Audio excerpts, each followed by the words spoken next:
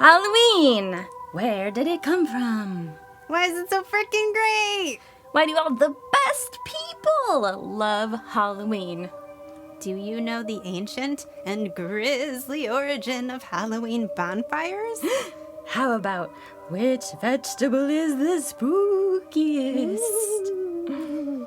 Why do strange little children come to my door and demand snacks? The answers to all of these questions and more shall be revealed as we slip behind the veil in this episode of...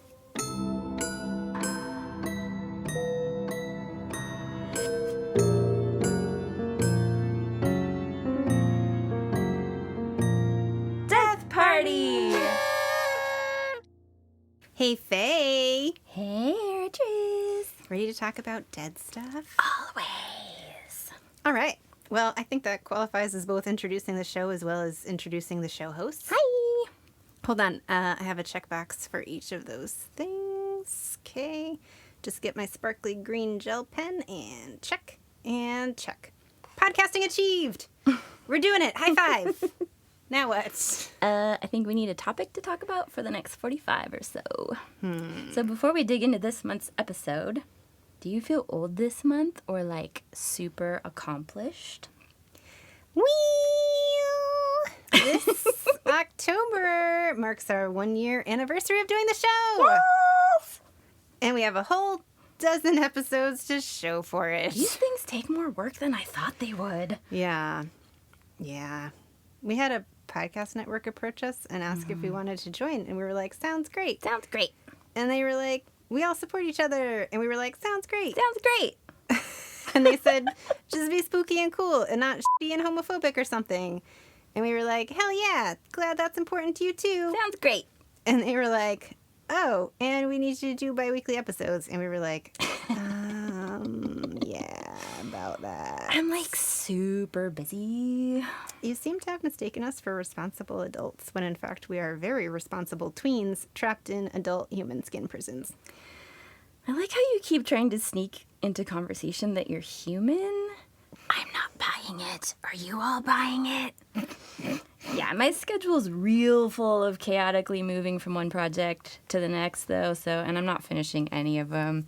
I don't know if I can commit to something like that. But hey, 1-year anniversary. We should celebrate with an epic episode, like one about one of our favorite topics, which is saying a lot since you're the Scully to my Mulder.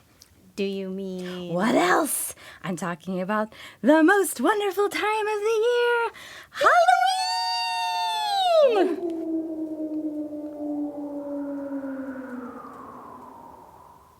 But first, welcome to the show! I like having a really formal intro, like I'm one of those old white dudes with a variety show that came from vaudeville and is now on black and white TV. You probably know our next act from sitting on their porch during the Dust Bowl and clanging spoons together when they were discovered by a talent agent passing through on their laden mule, or whatever the Anyway, welcome back to our recurring listeners. We love you the most. And a more platonic welcome to you if you're listening for the first time. We love you too, but just not as much as we will the next episode. So stay tuned.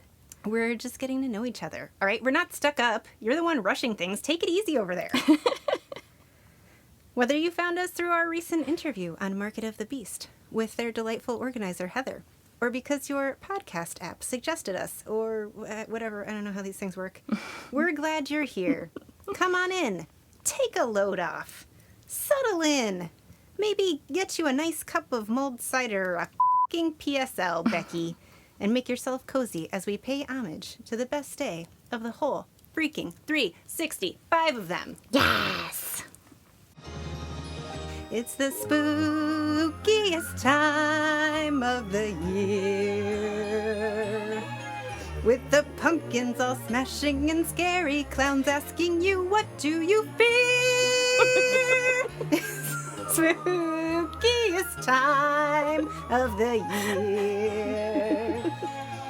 There'll be parties for hosting and white sheets for ghosting. I love these lyrics so much, but you know how I feel about musicals.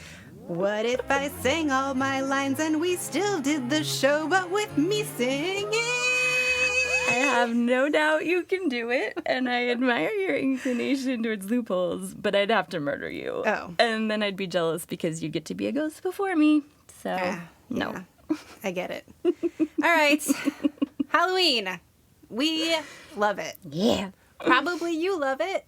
Or at least like it. I don't even know how that's possible to just like it. Like it or get out. It is indisputably the best holiday in existence. Need proof? No, you don't. Because it's so obvious. Why would you?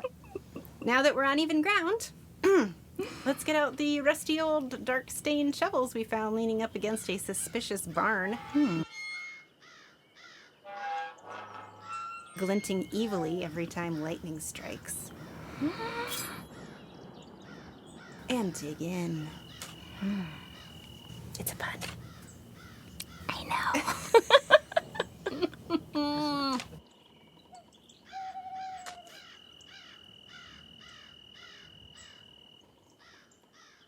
To take you on this mystical Halloween journey, we must first go back in time.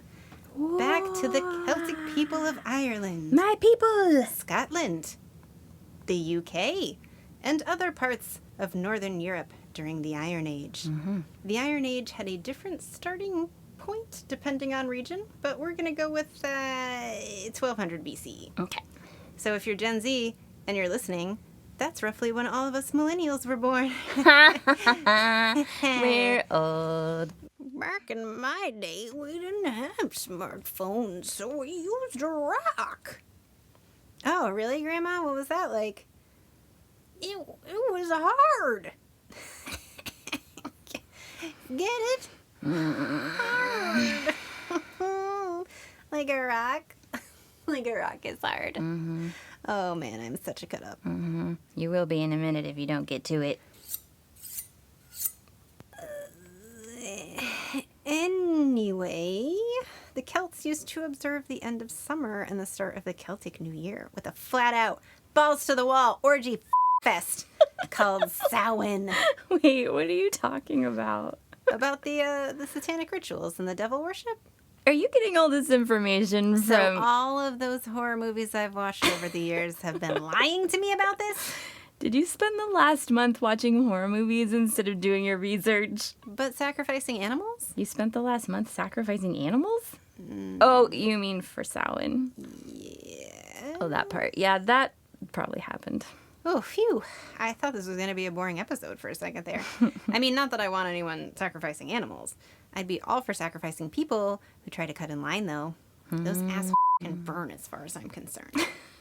But I digress. That could be our new Halloween tradition. Light the sacrificial line cutter pyres. Bring your torches, friends. We're going a pyring. Wait, this could cut into Precious' private Halloween yard display viewing time. No! I'm not... No! I'm not sure if I'm committed to starting a new tradition. October is already chock full of enough activities. Never! More Halloween activities! Okay, well, all right, let's workshop it, and we'll bounce some ideas off each other. I'd like to see a clean burning fire, just keep it as sustainable as possible. No fracked gas on my pyres, no siree, Bob. Clearly some more brainstorming to be done here. Human fat doesn't really burn clean, but it can burn for a long time, so it's an economical investment all the same. I hear. All right, so we should do actual research instead of making it up as we go. BRB.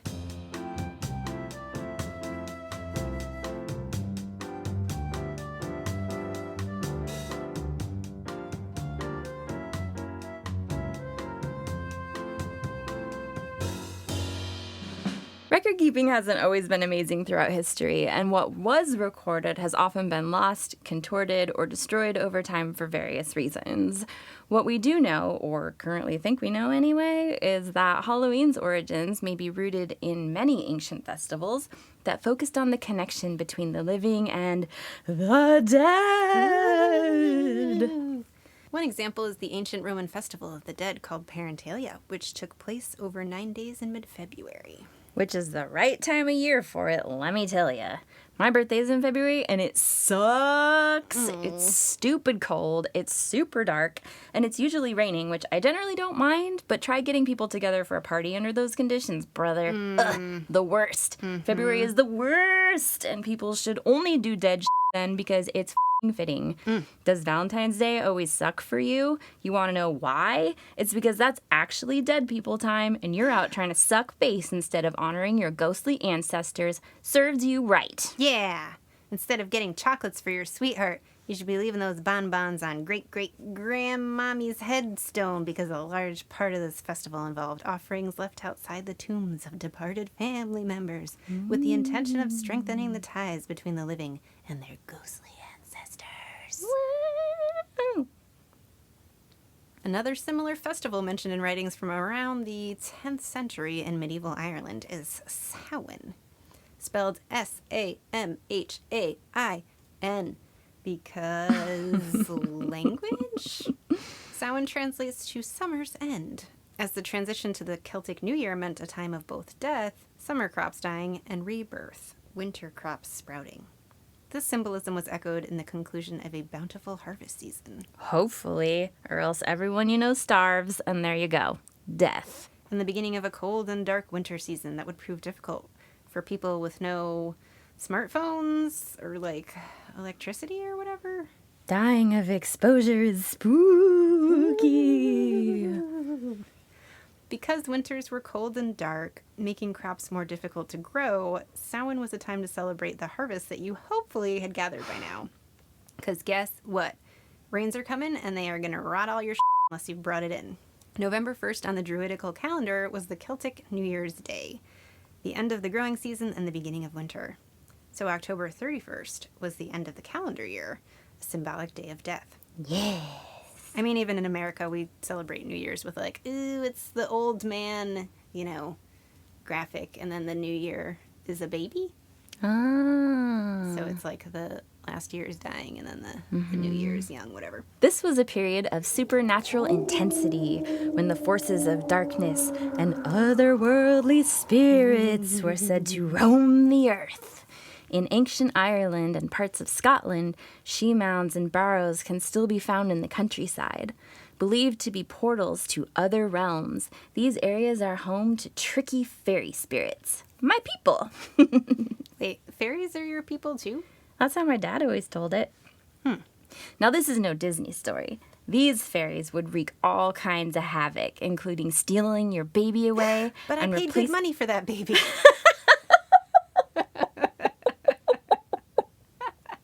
Well, buy another one, lady, because they're going to steal your baby away and replace it with a strange and dangerous imp. Ooh. Where they might rot all your food stores, causing your family to starve. And worse. Man, actually, if I had given a choice between the strange and dangerous imp and this baby, I'd need to weigh my options. I mean, that's how I came into being, so pans out. Your parents were like, this is a pretty good deal, actually. You got any magic beans? The uncertainty and ill luck that these creatures presented made people seek various protections for themselves against fairy mischief. To ward off malevolent spirits, the Irish built huge bonfires and invoked the help of the gods through various means, including our favorite, death, Yeah. death, Yeah. death, Yeah. animal, and perhaps, depending on who's telling the story, maybe even human sacrifice. Line cutters. Yeah. Get 'em. With the slaughter of animals and, maybe some line cutters too, for food offerings and sacrifice. And karma. You might imagine there would be a lot of bits just left around, messing up the joint. And when wild animals were still a thing, you didn't really want to leave that stuff lying around. Ah, right. Zebras. What? Wild animals? Why would you... Okay, never mind. Anyway, the name bonfire actually originates from bonefire and was one way that ancient people would dispose of the parts that wouldn't otherwise have been used. Bonfires are so metal! Yeah. That's even more metal than zebras coming and eating your dead! What? I want to put bones in my bonfires from now on. Except, wait, then what do you use for home decor? I mean, maybe just burn up the B-grade bones and keep the real lookers for on top of the mantle? The real sexy bones. The best bones. Show bones. Show bones. Registered trademark. I don't really know. But what I do know is that every time I see someone burning a bonfire that ain't got no bones in it, I'm going to turn my nose up at that like, pff, poser. Whatever. Yeah, and I'll run up with my hair all wild and ashes smeared across my forehead and scream, "No bones!" and throw armfuls of dusty bones at their feet, cackling, "Bones for the bonfire!" Yeah, I mean, we all have strategies for making new friends later in life. You'd be surprised at how often it works. It would work for me. But you already know this. That's why we're doing this podcast together. So, yes, most importantly, this was the time of year when the veil between the living and the dead, the she and the otherworldly, was thought to be the thinnest. Ooh. Wait, why is it always referred to as a veil?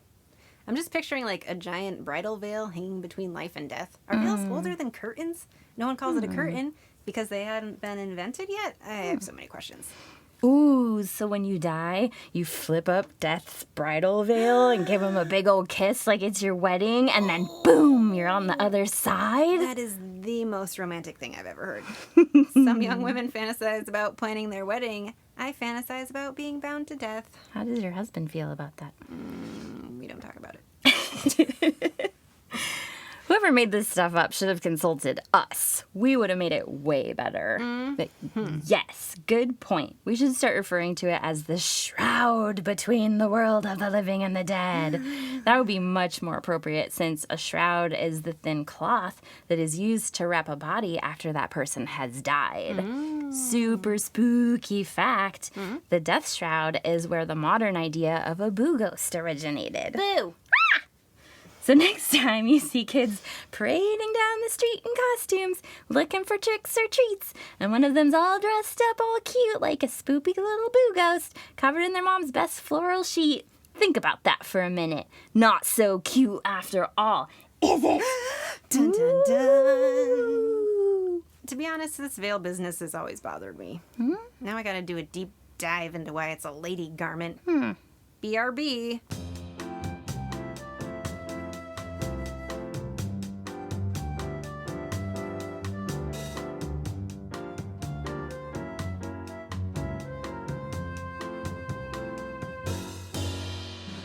Okay, the best I could find is that the veil is an energetic barrier between the world of the living and the world of the spirit. Oh, I thought you were looking up actual veils, because What? that's just a weird practice too, and now I want to know why that's a thing. Like when you get married, you wear a veil? Oh, no. Okay. I was very confused. The veil between the realms is a metaphor.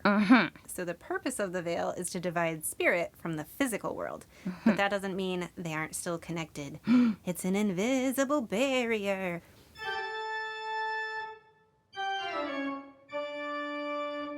All right, that's not as satisfying an answer as I hoped for, but it's the best I'm going to get. So we're all just going to have to accept it. Fine. The actual use of the term veil is more of a modern concept, likely something that came out of the early 1900s and possibly developed through practices in the spiritualist movement. There are rituals for spirit communication where the use of a actual veil while connecting with spirits is used with varying intent. Ah, spiritualism, my first love. Ooh, once my snake cult ramps up, we can have like how business offices have casual Fridays, except we will have veiled Wednesdays. And donuts? Ooh! There's that excitement.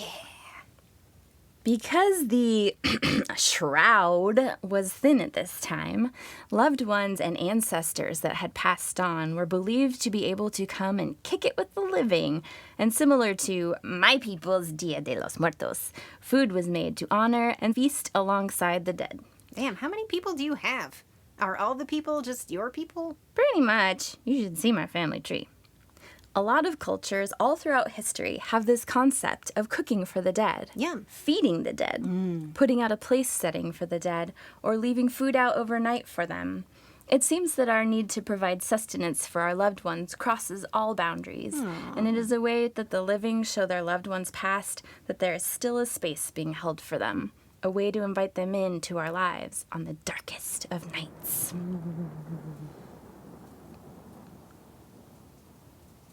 Because the dead were believed to be able to communicate with the living around this time, they would aid in predictions about the year to come. So this time also had the spirit of our New Year's celebrations, where we reminisce on the past year and look towards what is to come in the new one, except with badass spooky predictions from the beyond. I always mean to do this, put out some kind of ceremonial feast for my ancestors around the end of October, and honestly, cooking is such a chore. But pressure cookers. But then you have to clean them. True. There's the prep work and the cleanup, and I always forget at least one of the ingredients. Sometimes I wonder if my departed family members are all hungry and disappointed in me. But then I remember when I was a kid and my parents told me I had to cook dinner once a week, and guess what they got? Hamburger helper every week. Yep. And they were big hippies, so they were not pleased with the whole ordeal. No. You would think they would be so disappointed that they would stop making me cook dinner, which was one of my goals. But if you think I'm stubborn, well, guess who I got that from? Ancient people, including the Druids, built huge sacred bonfires around Samhain, and people would bring harvest food and, hey, sacrificed animals. Yes! Wait. I mean, no.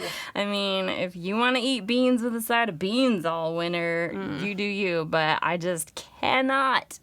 So my only option is to be down with the sacrificing. Yeah, that's true. Maybe it was like really quick and gentle sacrificing? Yeah, we can pretend they sacrifice people who cut in line instead if it makes you feel better, but folks gotta eat. Ooh, or it was like that SNL skit where they only kill the really mean animals to eat them? Definitely. That's exactly what happened. Phew. This harvesting of crops and people who cut in line, so definitely not animals, provided the food shared at communal dinners in celebration of the festival, the connection to ancestors, and the circle of life and death. If any of this sounds off to you, there's been a lot of confusion over the ages because old white men gonna white man. And there have been some Halloween experts whose inaccurate information has been repeated to the point that it has become the basis for many other articles. That, combined with varying agendas over the century, has resulted in the spread of misinformation. So... We're right and he's wrong. Yeah, you tell him, sister. Or maybe we're both wrong, but at least we're entertaining. I'll buy that if it was on sale. With the otherworldly coming through the veil Shroud. and offerings being put out for the spirits, departed loved ones were expected and welcomed. The practice of setting out food for the dead may have originated as early as 2,000 years ago, though this is unclear, but many other kinds of spirits, some which never had human form, my relatives, could also appear. Ooh. Elves, fairies, the wee folk, sprites, and other dark energies. My people.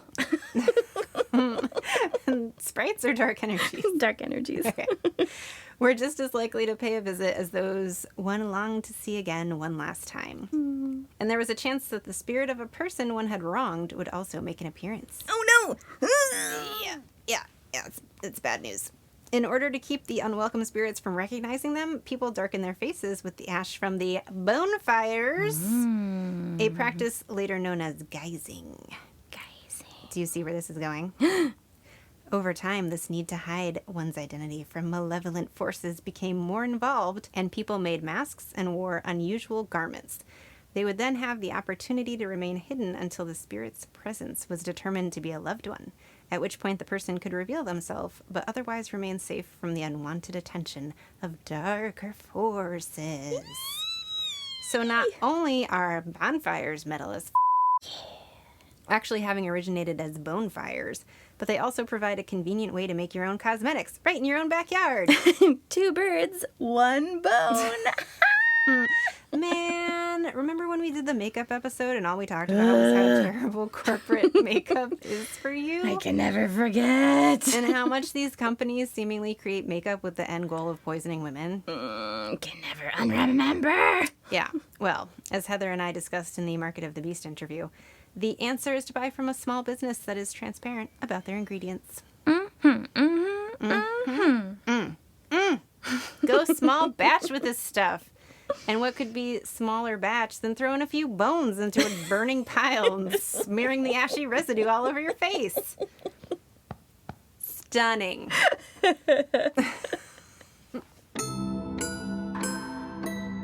Did you like this episode as much as we liked making it? Yeah. Well, good news. To celebrate both of those things and our 1-year anniversary of spooking the hell out of your little delicate earsies, we made this a 2-part episode.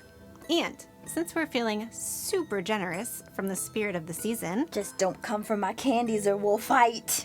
we're releasing the second half before Halloween, so you don't have to wait a whole month to learn about the origins of the jack-o'-lantern. And why these effing kids coming to my house and trying to get a cut of my candy? If you subscribe now, you'll be notified as soon as it's out. Take 2 minutes to rate and review us if you enjoyed all this spooky stuff we researched for hours and hours of our short little lives. So much research. Because we love Halloween. And if you love Halloween, us Halloweenies gotta stick together and take over the world. It's what jolly old Saint Pumpkinhead would want you to do so we can keep the Halloween magic alive. While you're waiting for the most magical of nights to arrive, let us know you're out there. Or risk this show slipping away to the other side of the veil. It's a shroud.